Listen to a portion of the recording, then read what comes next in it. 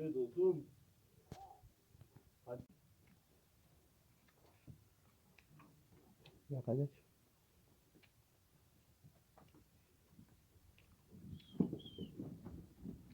Ol çekemedim.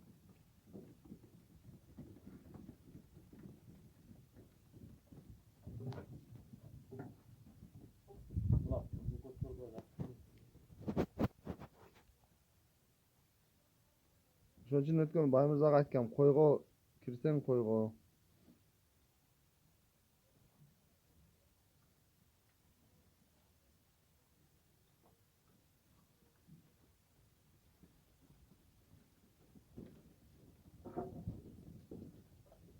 Lan onu öte tarafa kaçmazsa kuyruğu sen. Kuyruğu sen al. Yok son. Yok.